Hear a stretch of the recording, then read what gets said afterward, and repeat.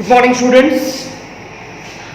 Yesterday we were discussing about Gauss theorem, Gauss law, and I had told you that in case where we have to calculate electric intensity in a complex situation which involves lengthy integration method, vector addition. So to avoid such complication, by making use of symmetry of the situation, we have one fundamental law in electrostatic which we call as a Gauss law. And yesterday I have discussed a statement of the same. To remind you once again,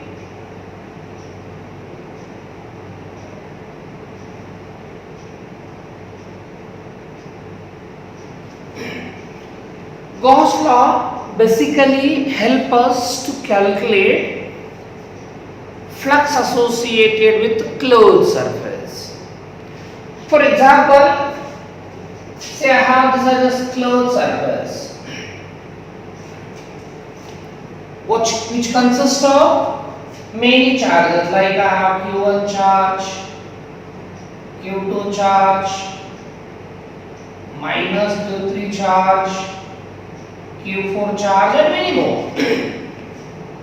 So all those charges together will contribute to the electric field, and I will have the flux associated with that surface due to electric field.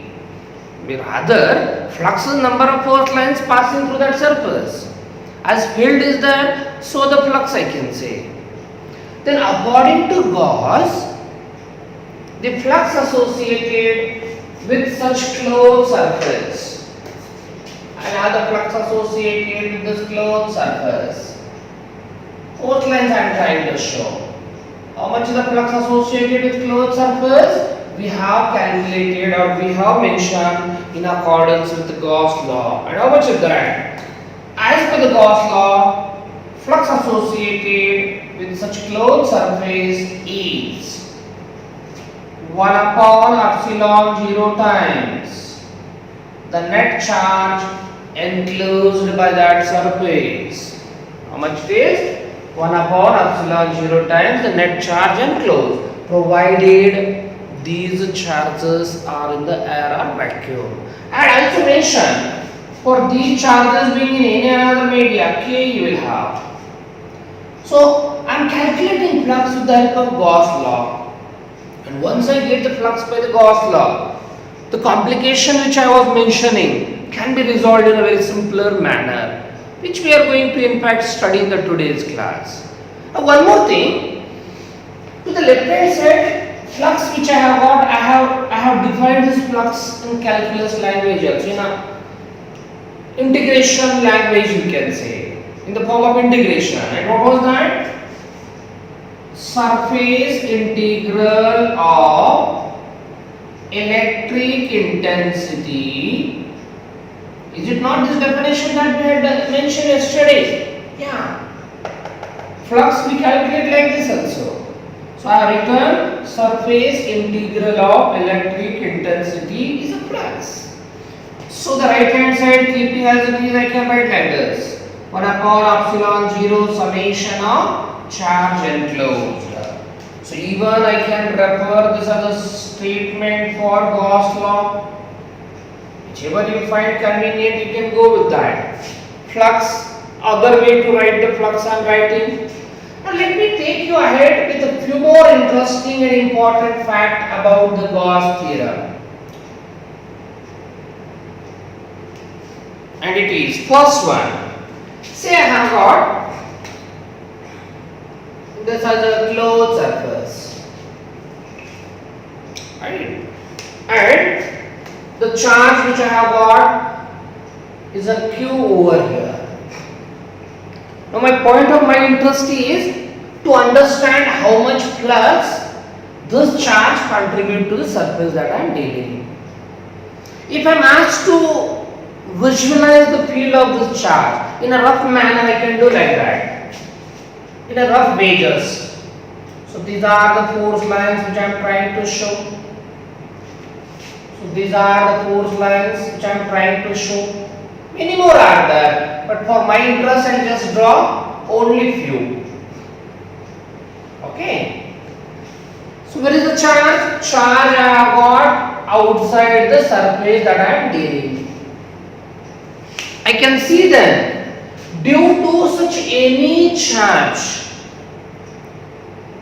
which is outside the surface that I am dealing, I can see that two force lines are entering in.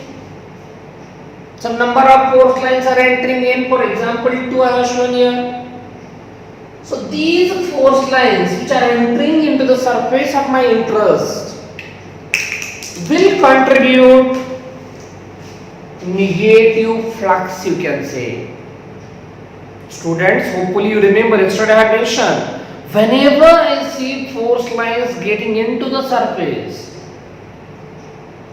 we mentioned that the flux contributed is negative. So these force lines are going to contribute negative flux. At the other hand, I can also see same number of force lines are coming out. And the force lines which are coming out of the surface will contribute to positive flux. So I can clearly see that flux in and flux out are equal in magnitude. Flux in, flux out, I can see is equal, which is contributed by the charge which is outside the surface. And if I ask you to work out the net flux associated with that surface, obviously you are going to answer me that net flux associated with that surface is equal to 0. Children, remember important point in connection with the flux which I am talking in Gauss law. What do I notice? Charge outside the surface of our interest never contribute to the flux associated with that surface, or is contributed net flux 0, you can say. Otherwise never contribute to the flux. With this statement immediately you may stand and argue with me that sir, it is there contributed. Yeah, it do contribute. But positive flux and negative flux contributed by such any amount of charge, not only one, let me have any number of charges outside the surface. Such charges which are outside the surface never contribute to the flux, I say. So never contribute to the flux, I mean net flux is 0. Okay, so which charge contributes to the flux? Only the charge which is inside the surface. Only the charge which is inside the surface, you can say. So this is how you can work out or you can understand about charge contributing to the flux. Say I have a situation like this. Note it.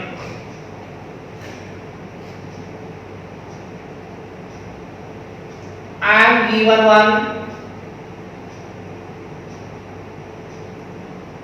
hemispherical bowl.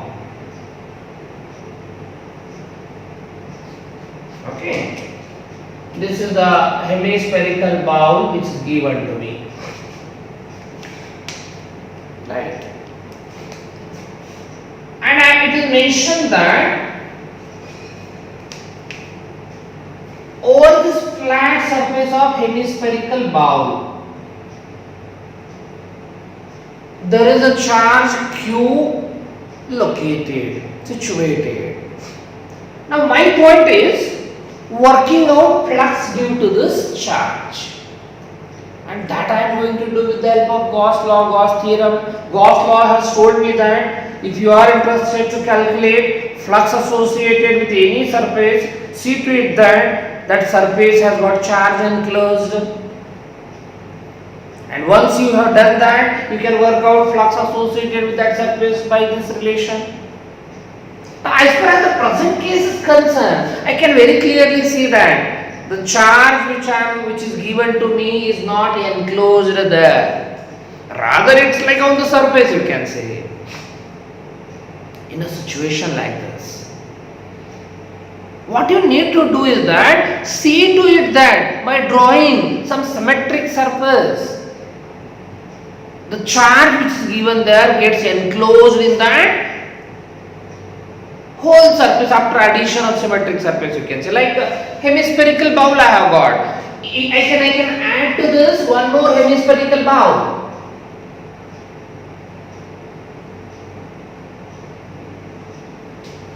I can add one more bowl there.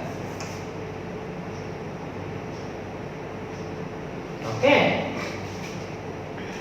Thus I'm bringing one more hemispherical bowl and keeping over there. Now children, you can very clearly see that the surface which I have got after addition of this, the surface which I have got is a closed surface. And once I get to know that it is a closed surface, I think it is of no difficulty for me to get the flux associated with that closed surface. So the flux associated with this closed surface I get 1 upon epsilon 0 times the charge enclosed. But let us not forget, I am not interested about the total flux what I have got here. Rather, my interest is calculating flux with this hemispherical bowl only. Now with symmetry of the figure I can understand upper half and lower half. Total flux is contributed like this much. So then the flux associated either with upper half or with lower half is equal to half of the net flux, you can say. So the flux associated with this bowl which I am interested about, you can say, is half of the net flux. So this is how I can manage it very easily. Okay. Say for example to quote, I have a situation like this. Note.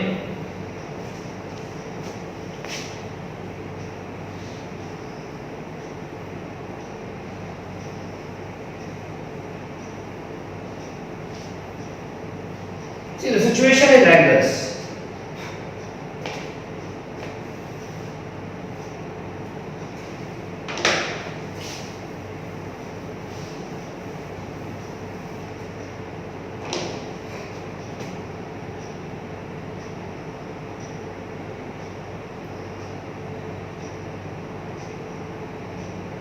One plate is given to me.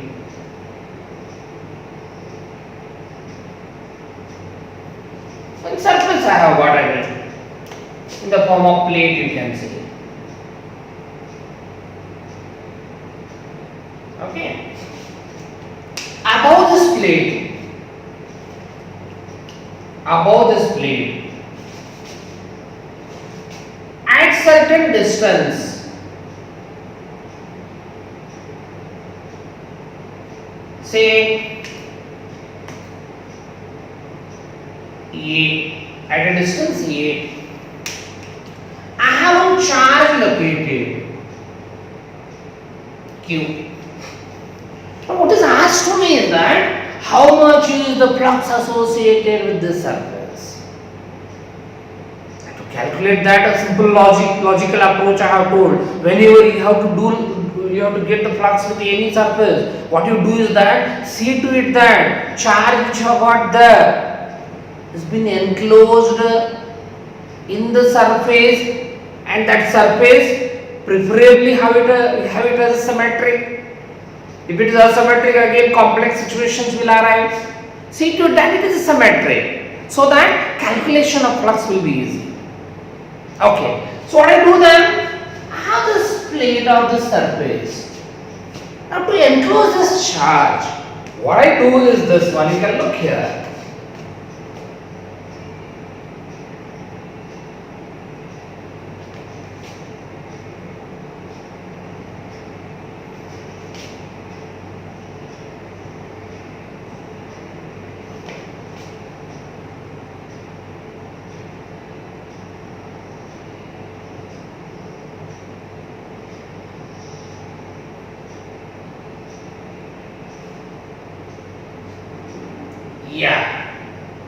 So by taking that as a one of the surface, I have just drawn one closed surface there now.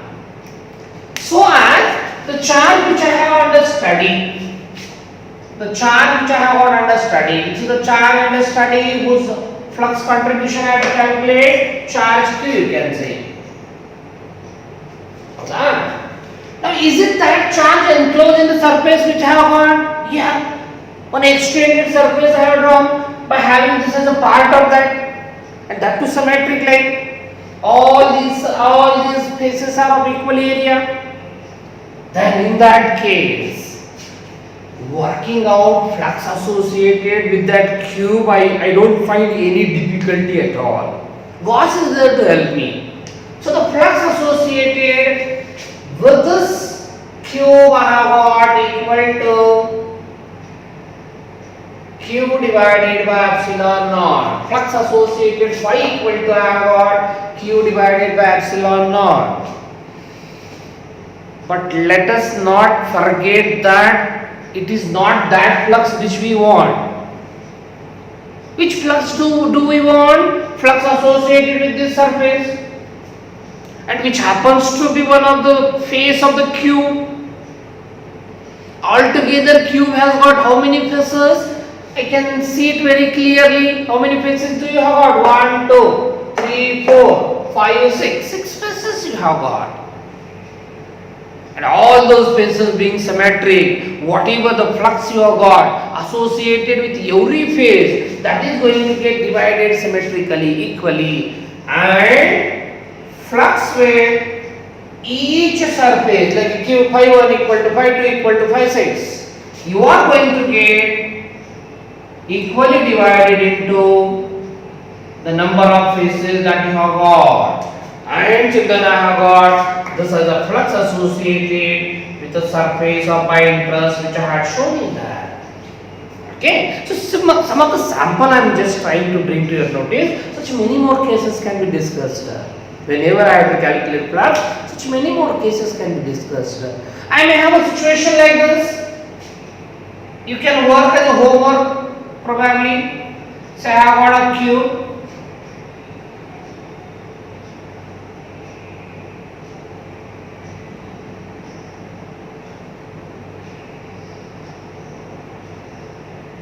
Okay, I got a cube, and what is given to me is that charge is present at one of the corner of the cube which I have shown there. Then what is the flux associated with cube?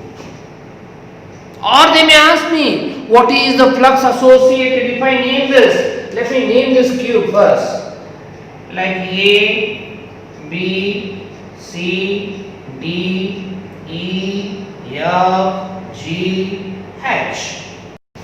So I may be asked to calculate flux associated with cube,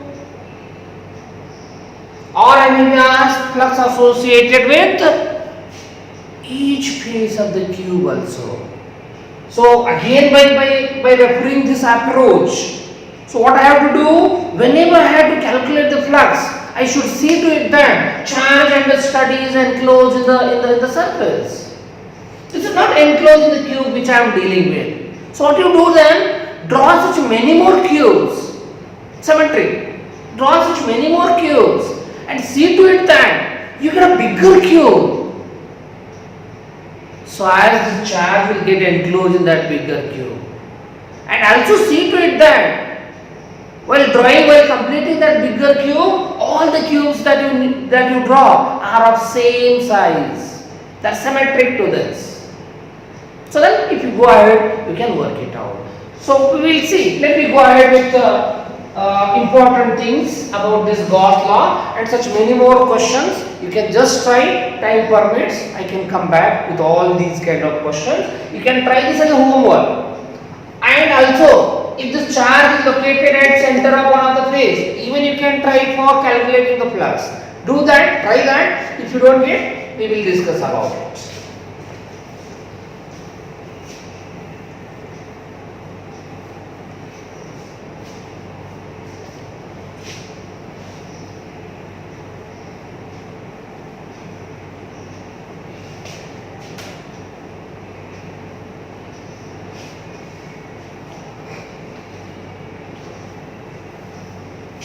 Okay. So Gauss law already I have stated. Now I would like to just follow the simple method to prove the Gauss law. So let's go ahead with the proof of Gauss law.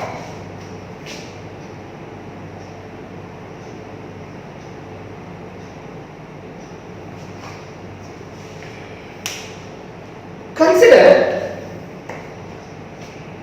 some charge Q is given to us.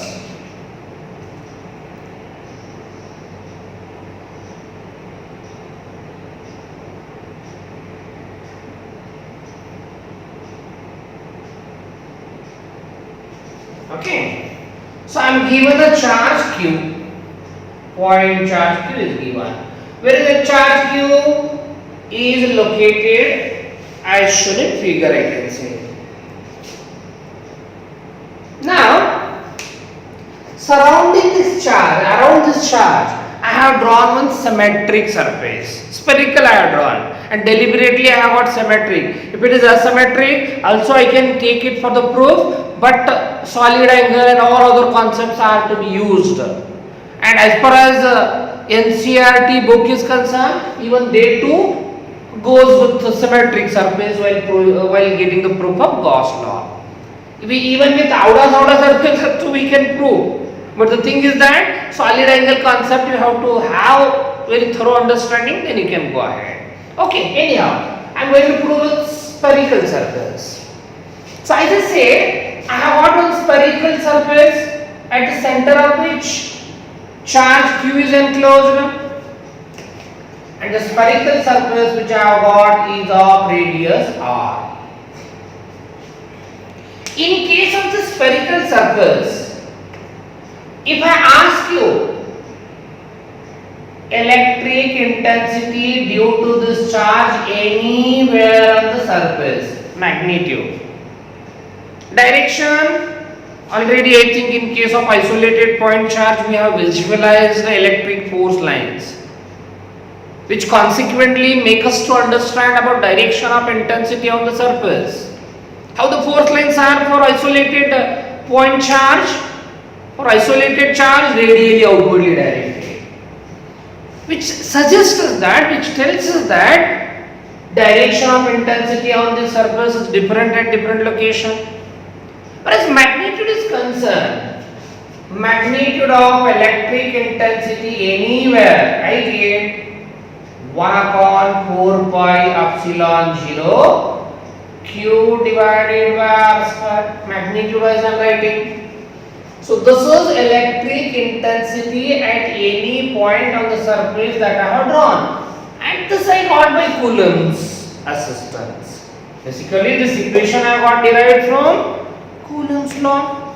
Let me have this as equation 1. Now, over that surface, or I would mention, I am interested to calculate flux associated with that surface.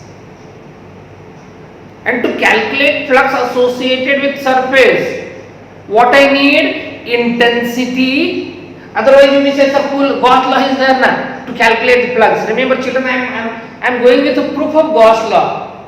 I have to come to that statement. So to calculate the flux associated with the surface, I am going to go with calculus approach. I mean, if you remember, if I know the intensity and surface area, I can calculate the flux. So that's the method I am going to use. So to calculate flux with the surface,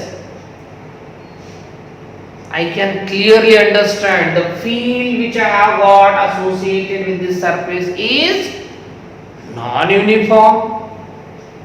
Sir, what is this? Same non-uniform. Why? Direction is different. From location to location, direction is different. So, non-uniform. So, then in case of non-electric field, if you remember, yesterday I had told you how to calculate flux. So, in such cases, what we do? Whole surface we get divided into parts, elementary parts. What I am going to do here. This whole surface will get divided into parts, and one such part I would focus here.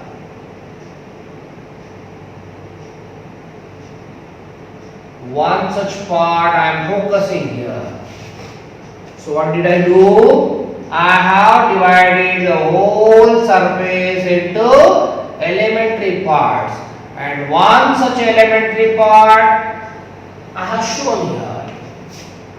This is that elementary part, you can say, whose area is, let me assume, ds. Direction of that area vector, if I ask you, I think it is of no difficulty for you, normal. Direction of electric intensity here is along radially outwardly directed, and that's what the direction of intensity also. So these two are even direction of vector ds you have got, direction of intensity also you have got. So you mean electric intensity is along the normal to the surface that I am dealing.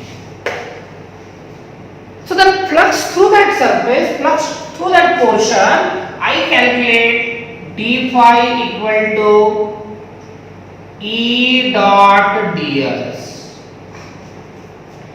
I write it as E ds cos theta. I write it as, now you know cos theta is how much here? What is theta? Angle made by intensity with the area vector. And the angle which I have got, any such small portion let me have, the angle I am going to get 0. So cos 0 is 1. So I write then flux associated with small portion which I have highlighted there is equal to this much. Correct? Huh? Such many small portions I'll be having, such many small fluxes I'll be having. In order to get net flux through that whole surface, what I need to do is that all such fluxes I need to add together. Either summation you write or integration you can write. So d phi already we have got it. How much is d phi? E ds. As such, magnitude of E is constant as I mentioned. Now what remains in the integration is only ds. So this can be written as E into integration of ds, and this you have to do, this you have to integrate over the whole surface. So initially I ask you to divide that surface into parts. Like say football you have got, all those patches on the football are such parts, and all those patches now you are stitching together. All these ds you are stitching together. What you get once again then? Surface of the football, surface of the sphere you can say. If you add all the ds, what you are going to get is surface area of the sphere which I have drawn there. Then I can write this. Phi equals to E into integration of ds, summation of ds. It is 4 pi r square, which happens to be surface area of the sphere which I am talking here. Okay. So then electric intensity magnitude already I have got kept ready from equation 1. This I get 1 upon 4 pi epsilon 0 q divided by r square.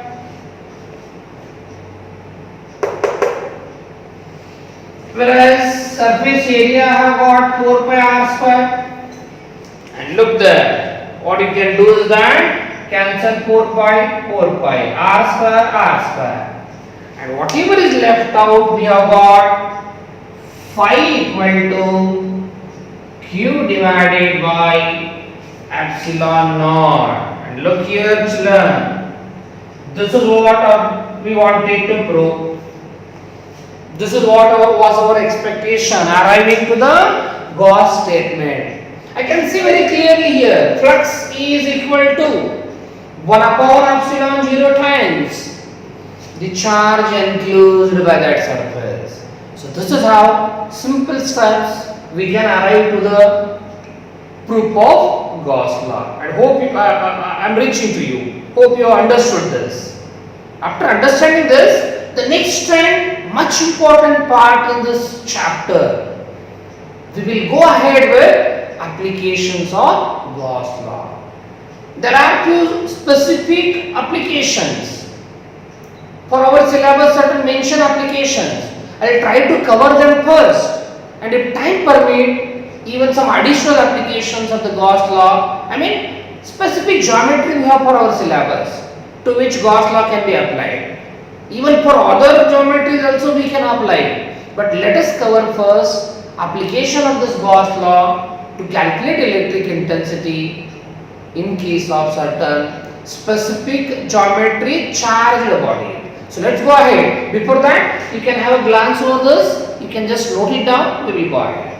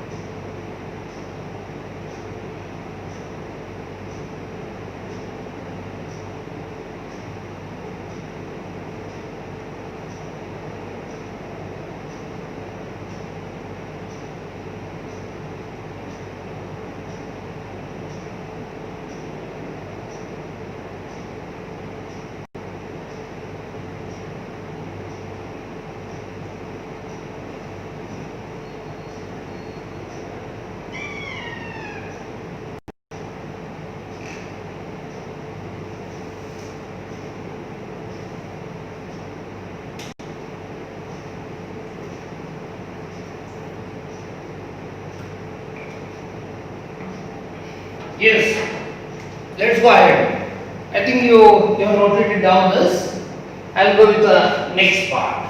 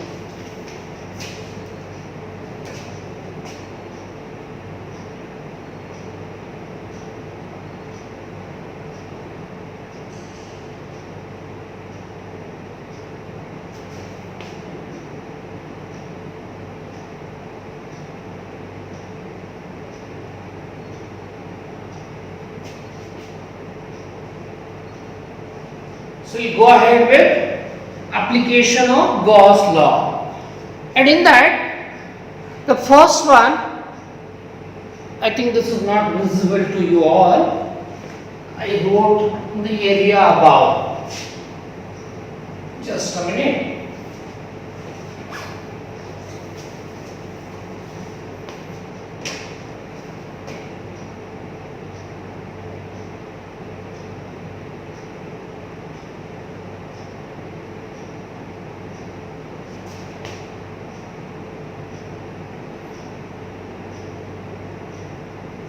Yeah, hopefully now it is visible.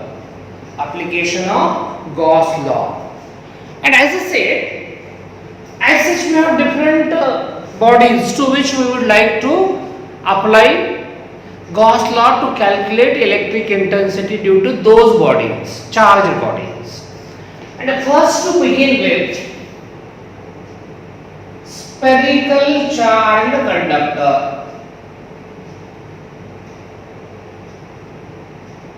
We will apply Gauss law to calculate electric intensity due to spherical charged conductor. Okay. So for that, let me have a spherical charged conductor, and here it is. So this is the spherical conductor which is given to me. Okay. To which I am going to give a charge. Spherical conductor which I have taken here is of a radius capital R. Okay. And to the spherical conductor, I am going to give some amount of charge. Hope you remember. Charge given to any conductor, spherical or any geometry, always resides on its outer surface. The reason for that, in order to minimize the repulsive force, charges tries to reach to the maximum separation from each other, and that maximum separation in case here is the outer surface. So whatever charge we have given, that whole charge will appear on outer surface of this conductor. So I have given a charge Q which has got divided on the outer surface of the conductor. And I can also remind you about the distribution of charge on the surface. As the surface is symmetric, so whatever charge I have given, that is going to get distributed symmetrically. So how? Uniform surface density everywhere. With curvature it's same. Same the curvature, same is the surface density, you can say, everywhere. And that's what I will have to mention here. Now my point is, my need is calculating electric intensity due to this spherical conductor. I have equation for electric intensity in fact, which I have got from Coulomb's law, 1 upon 4 pi epsilon 0 q by r square. But can I use that over here? No. Why? Because that is applicable for point charge. The charge which I have got here is a distributed charge.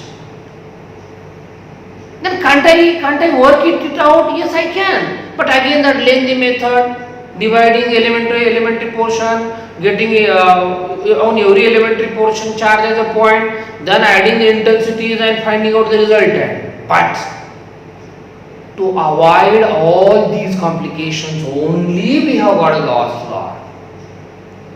So I am going to use Gauss law, I am going to apply Gauss law for the situation like this. Say I want to calculate electric intensity due to this spherical charge conductor at certain distance r from center. So what is r? Distance of the point of my interest where I have to calculate electric intensity. So while applying Gauss law, I will have to follow certain steps to deal or to calculate the intensity. So simultaneously what I do, even those steps I will summarize this side and I will go over applying. So let me just summarize the steps also. And my first step while applying Gauss law, Gauss theorem is identify point where we wish to calculate electric intensity. Yeah, already I have identified. This is the point P where I want to calculate electric intensity. That's what is my first step. Identify the point. And after that, children, here comes one important step. while applying Gauss theorem, and it is while applying the Gauss theorem we need to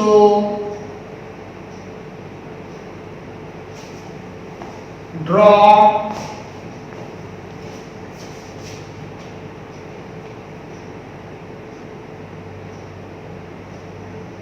a surface which we call as a Gaussian surface. New word. While applying Gauss law, we need to draw Gaussian surface. What is that Gaussian surface?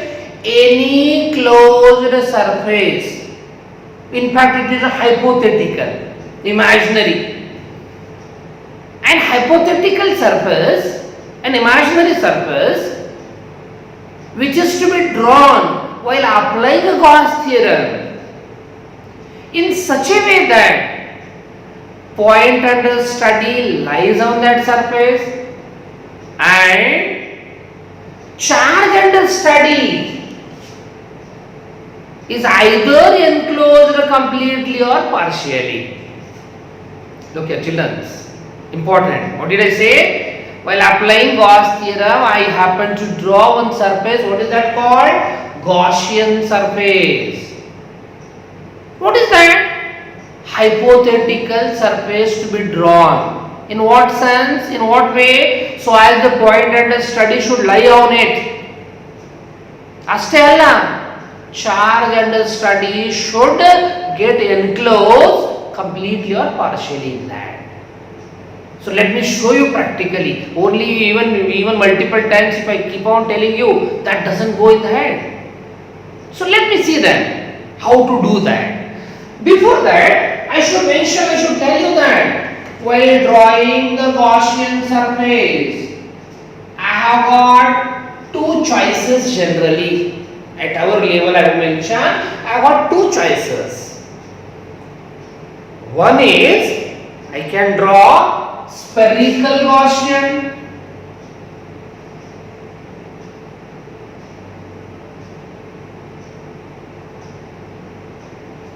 and another choice that I have got cylindrical Gaussian. But the question is that, of course, apart from this also you can, but as I said, at our level, this is enough to mention. While drawing the Gaussian, I can draw Gaussian of two geometries. Which are those two geometries? Spherical or cylindrical. Now the question is that when I have option, I should understand which to select under what condition. I'll go with spherical Gaussian.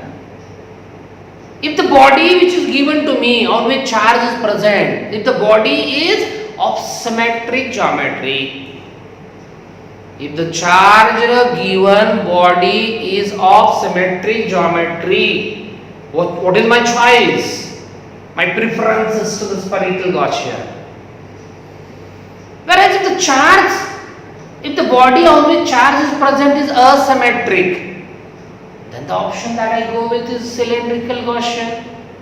In the present case, I have got a symmetric geometry.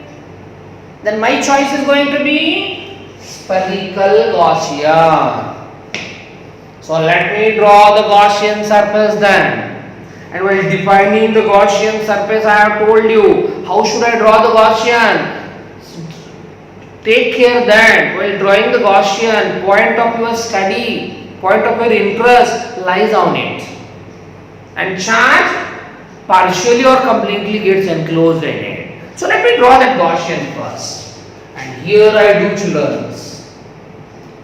This is the Gaussian surface that I am going to draw. And I told you that the Gaussian that I am going to draw here is spherical. Look here children. I have drawn Gaussian in such a way that point of my interest lies on the Gaussian surface. Here I have got point P and I can very clearly see that point of my interest lies on Gaussian surface. So my first condition is fulfilled. Always I should see to it that point under study should lie on the Gaussian. That's what I have shown. And second criteria that need to be fulfilled is charge should get enclosed completely or partially. In the present case, completely it is. We shall come across in the coming discussion. There you would find that charge in the body is not completely enclosed in that Gaussian, rather partially. We shall see in that case. So at present, spherical Gaussian I have drawn. Point P is on the Gaussian and charge is enclosed in the Gaussian. So criteria are fulfilled. And let us not forget, this is an imaginary surface, hypothetical surface, which I have to draw compulsorily while applying Gauss theorem. So this is my second important step which I need to complete while applying Gauss theorem. After that, my step number 3 is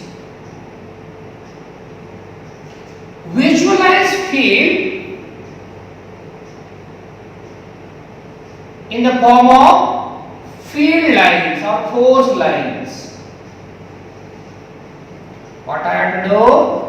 Electric field associated here I will have to visualize in the form of field lines or force lines.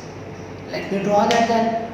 If I do that, I can take assistance of my knowledge about starting of force lines has to be from positive charge, and at the place of origin they have to be perpendicular. All this I keeping in mind, I can draw force lines over here. And that is going to be this point P. Just I'll take later on I'll take it up. Okay, so this is one of the force lines that I can draw.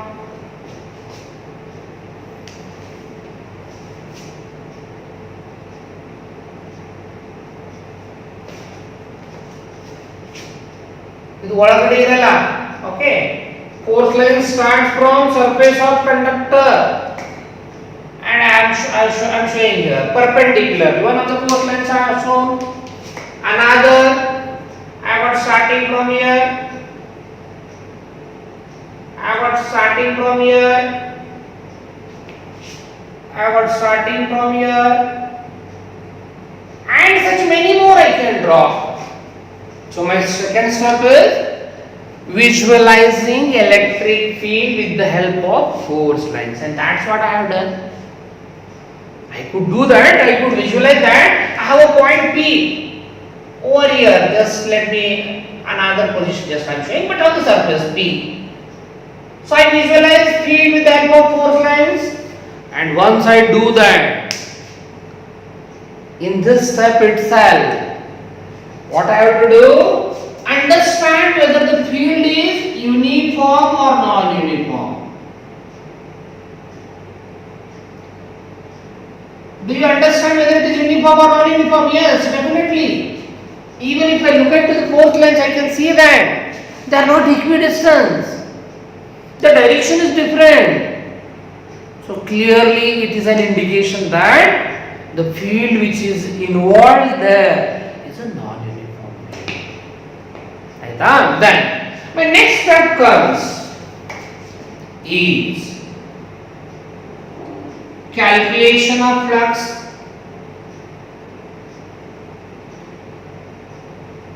Associated with Gaussian, of course. With this surface, the flux associated I have to calculate, and that's what I am going to do. Now to understand or to calculate the flux associated with any surface, what are the things I need to know? Intensity, then surface area, then angle between intensity and area vector. So let me keep all this ready. So at any point on the surface of this Gaussian, if I am asked to work out electric intensity, let us assume that electric intensity on the Gaussian surface is E. In fact, I have to calculate that. ಹೌದಲ್ಲ, ಅದೇ ಬೇಕಾಗಿದೆ ನಮ್ಗೆ. Assume that intensity magnitude is same everywhere. ಯಾಕೆ magnitude same? Because all these points happens to be equidistant from center of the sphere. from center of that conductor. So it is of no difficulty to understand why it is same in magnitude. So intensity I should have ready for calculating flux. Intensity I should have ready. To be ready. Okay, or assumed you say. Intensity E to be assumed. Next, I should understand whether that intensity is uniform or non-uniform, which already I have done.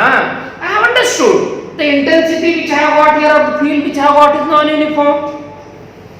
Then in case of non-uniform electric field, while calculating flux, what do? You will have to divide. You will have to divide whole surface into small surfaces. Next step, to calculate the flux associated with this Gaussian surface, whole surface I have to divide into smaller portions. Intensity is field is non-uniform, and while calculating field flux due to non-uniform field, I will have to divide the whole surface into elementary portion, and that's what I am going to do here. I will divide the whole into smaller portions, and one such a small portion that I am going to focus on is this portion of a small area ds. Okay, so what I am doing, I am dividing whole surface into small portions, and while doing so, after doing so, I have to focus on small portion ds. But ಎಲ್ಲಿ ತಗೋಬೇಕದು? Around the point of my interest. Where is my point of interest? This is the point of interest. Around that I have to take that small surface. So while calculating flux, what is my first step? E to be assumed. Understand whether it is non-uniform or uniform. If it is non-uniform, divide, and one of the divided part take into consideration. That's what I have done. And after that, calculate flux through small portion. I have to calculate flux through the small portion. Shall we calculate the flux? Yes, why not? And let me do that. So flux through that small portion, I will be getting d phi equals to, what is my basic relation for the flux? E dot ds I write,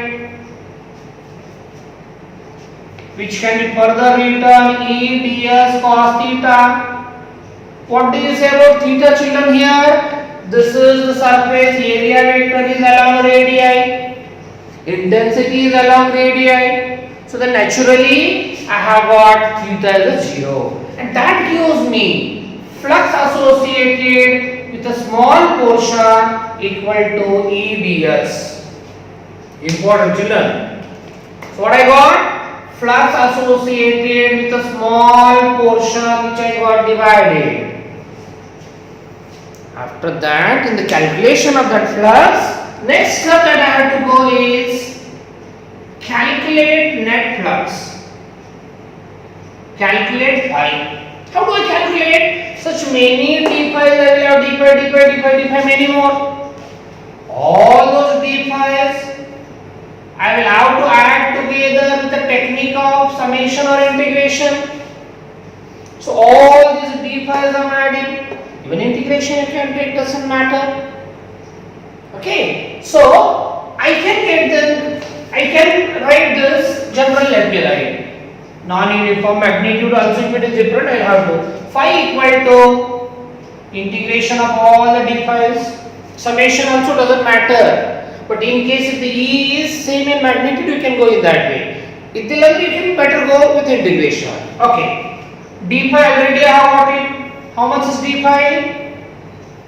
E ds. Then I can write this as E, you can take common. uniform magnitude. Integration of ds you can write. And if I ask you to do this, I think you can do that. I have drawn Gaussian of radius equal to distance of the point from center. So, if I add all these small areas, what I am going to get is surface area of the Gaussian. Surface area of the Gaussian surface. Look here, children. This was my Gaussian surface. Its surface area I have got. This is my equation number 1. Here completes my step number 4.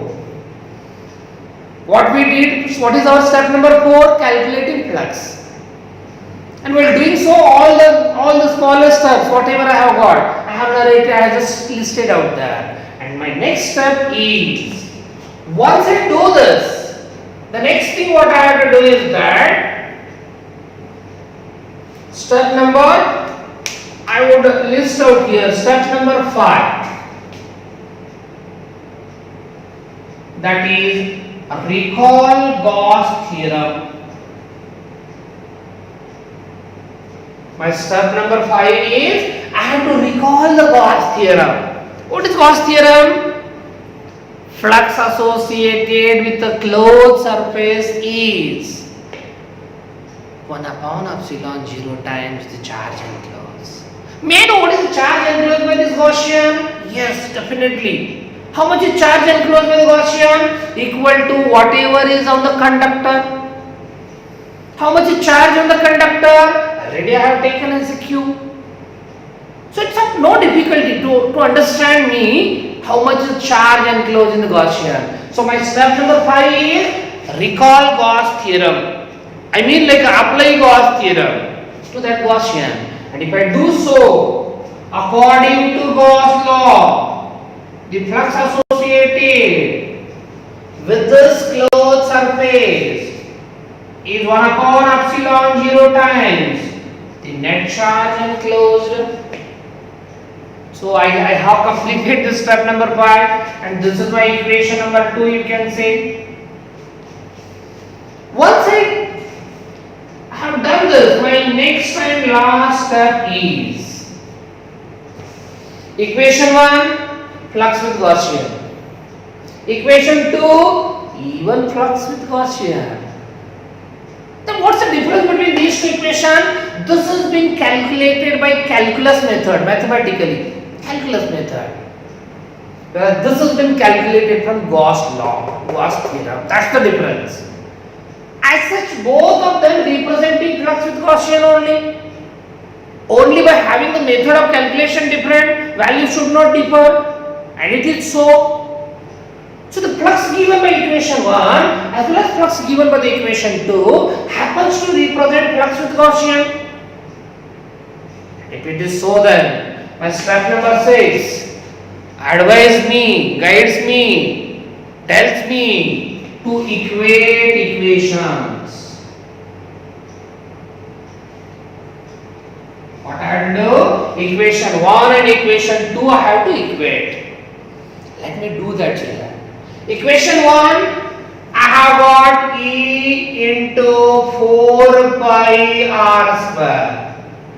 Equation 2, 1 upon epsilon 0 times the net charge enclosed. Equating equation 1 and 2. And after that, it is needless to say to go ahead and rearrange. And if I do that, electric intensity E, I get 1 upon 4 pi epsilon 0 Q divided by r square.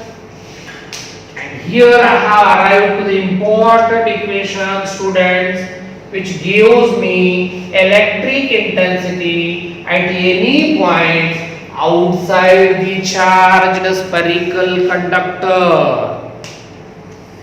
So this equation I got for electric intensity outside the charged spherical conductor. And these are the steps that I have followed. So once you have a glance, even I will have a revision once, and then I will go with few more interesting things and facts about the same. Okay. So have a glance over it.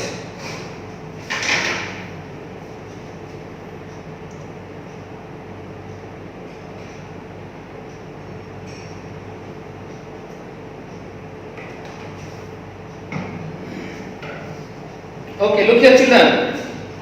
Once again I'll just revise you important this is one. If you understand one, later will be very easy. See, by applying Gauss theorem I had to calculate electric intensity due to spherical conductor. I took this as a spherical conductor of radius r and charge given to the spherical conductor is q. The given charge has got distributed uniformly on the outer surface.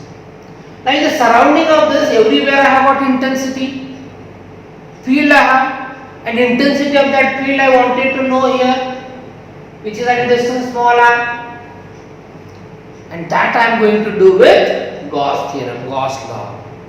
While doing so, I have listed out certain steps to be followed. What is my step number 1? Identify the point where you want to get intensity. Already identified. What is my next step? Gaussian surface. I have told you what is Gaussian surface. Hypothetical surface to be drawn. Hypothetical, I should mention closed surface to be drawn. While applying Gauss theorem in such a way that point under study lies over it, and charge under study is completely or partially enclosed. Such surface we call Gaussian surface. When drawing Gaussian, we have got two options. One, we can go with spherical Gaussian, another cylindrical Gaussian. When do I go with spherical Gaussian? If the body which I am dealing, the body of which charge is present, if that body is a symmetric body, as like here, I can go with spherical. If it is asymmetric, we shall see how to use cylindrical. So my step number 2 is completed. I have drawn this Gaussian concentric to my conductor and of radius by default equal to r, small r, because I should take care that p lies on the surface. So radius is r of that Gaussian. And my step number 2 is completed. Now next step, I ask you to visualize the field there with the help of force lines. So you have drawn these force lines, which suggested us that the field which is involved there is a non-uniform. So I keep this result ready to go ahead. And my step number 4 is calculating flux by calculating flux mathematically, not by Gauss theorem first. Calculating flux mathematically. Well, calculating flux mathematically through this surface, again I have listed out certain sub-steps. First one, you assume that intensity to be calculated is E. You have already understood it is a non-uniform. Then the whole surface to be divided into smaller. One such small surface we need to focus. Yavadu, the one which happens to be around the point under study. Its area is ds. Its direction is along the radian, outwardly directed along the radian. And then, after doing so, I will calculate flux with the small portion that I have got here. Such many d5s I will have associated with the ds. All those are getting added. And here I come across my equation number 1. What is equation 1? Flux associated with Gaussian, calculated mathematically. And here completes my step number 4. The next step that I have, what? Step number 5. Recall Gauss theorem, Gauss law. The flux associated with this closed surface is equal to 1 upon epsilon 0 times the charge enclosed. So these two represent same flux with same surface, Gaussian. Methods are different, so I have to equate them. And once after doing that, I can very clearly see that electric intensity at any point outside the charged conductor is given by this expression. And by looking into that expression, you can see that, children, expression if you look here, the expression is same as you had like for point charge. Howda? So point charge Q is there. At a distance R, how much intensity you get? So I can read the expression in this way. Suppose I don't have this conductor. At center I have a charge Q. And from this charge Q, at a distance R, I have to calculate intensity. Can you calculate? Yes. 1 upon 4 pi epsilon 0 Q by R.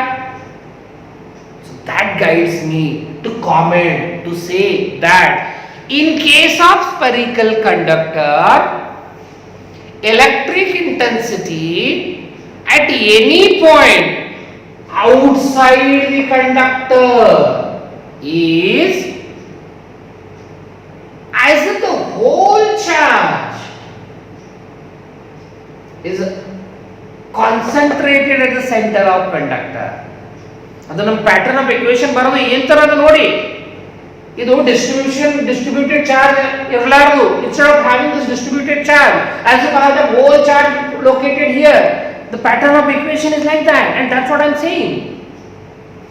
Electric intensity outside the charge of the spherical conductor is as if the whole charge of this conductor is located at the center. The equation we have got, this equation suggests me that instead of having the charge distributed here, I think the whole charge is at center. Same equation I would have got. So of that pattern I have got. So this is outside I took. Now my next interest is to calculate intensity inside the conductor. Let us see what can be done. So this is the conductor. Once again I draw the separate figure here.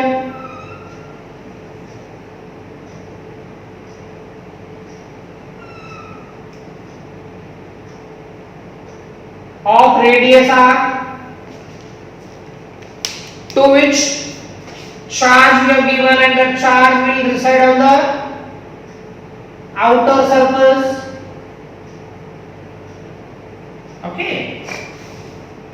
And the point at which I would like to calculate intensity is, say, at a distance x from center of conductor, and it is inside. It is inside the conductor. Again, same method I can follow. Identify point, draw the Gaussian, understand the field, calculate flux, apply Gauss theorem, equate, and arrive to the final expression. So point is here. I can draw the Gaussian, and here is that Gaussian that I draw. As soon as I draw that Gaussian, it is of no difficulty to understand that charge enclosed by this Gaussian is 0. Whatever the excess charge I have, excess I am talking, whatever excess charge is there, that is on the outer surface of conductor. Whereas the Gaussian that you have drawn is inside the conductor. So, charge enclosed by the Gaussian is 0. So, the flux associated with the Gaussian is 0.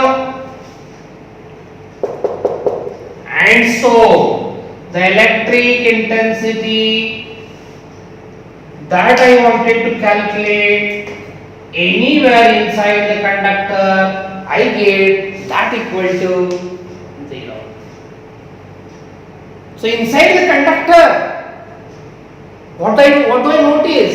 Electric intensity 0, and that's what even before also we had mentioned. Inside the conductor, electric field is 0. That's what we arrive at. So this is how I can apply Gauss theorem in case the point lies inside the conductor, and that you get given by this expression. Okay, so one more thing I would like to keep ready in connection with this same discussion, and it is, suppose if I ask you to calculate electric intensity on the surface of conductor. Okay, ಅವಾಗ ಏನು ಮಾಡ್ತೀರಿ ನೀವು? You can draw the Gaussian very close to the surface of conductor. In that case you will have the charge enclosed. In that case all the steps you can follow, and the only difference you will have, this r now will be equal to radius of conductor. So I can write the expression E equal to 1 upon 4 pi epsilon 0 q by r square. Correct? So I will rearrange this deliberately. So I can write this E equal to q divided by 4 pi r square, 4 pi r square into 1 by epsilon 1. And if I do so, I think denominator is well known, 4 pi r square, surface of conductor, charge divided by surface gives me surface charge density, and I can write then electric intensity on the surface of conductor given by this expression, to be remembered. Either you remember this or this one, doesn't matter. In competitive exams sometimes you may have to recall that. So this is all about application of Gauss theorem to spherical conductor.